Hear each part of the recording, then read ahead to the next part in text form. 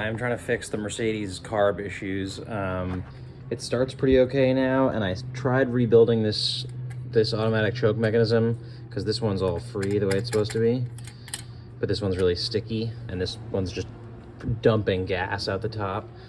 So I think I'm going to take it off again, rebuild it, and put some more grease in the thing that was sticking, and see if that fixes it, and then see if I can figure out where all the extra gas is coming from, and hopefully that'll get it to work. It seems to work pretty okay at high RPM, but just really, really bad at low RPMs. I made a little bit of progress on the carbs yesterday, mostly just in figuring out what actually needed to be done. I rediscovered this manual that I found like 6 or 8 months ago.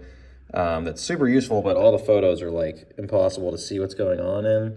And so I just kind of needed a little more time tinkering with these before I could understand what that was telling me. But basically what I discovered is just that this carb has way more problems than I thought, and I need to fix a bunch of other stuff before I can start fixing this choke flap. So the first big thing there is you can see this little lever thing here. It rides on a little roller on the throttle linkage. On this carb, this is that lever, and it's just not touching anything at all because the whole linkage is too far out for some reason, and that's preventing all sorts of stuff from happening down here, like this little thing from actuating. So basically got to fix that before I do anything else. Okay, I've made a little more progress on the Mercedes carbs. Excuse my ridiculous level of sweatiness. It's really hot in here. First of all, I adjusted this set screw to limit how far down this can get pushed. It gets pushed by this thing when it's all put together right there. And then also there's an accelerator pump, which is basically something that makes it so that when you hit the gas quickly, you suddenly get more gas delivered to the engine.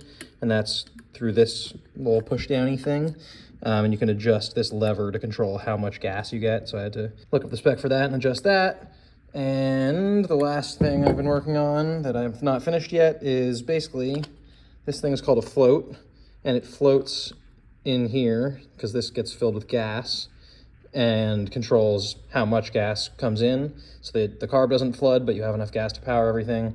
And the height of it has to be set really precisely, and it rides on this little thing that, I don't know if you can see this, but that little tube goes in and out.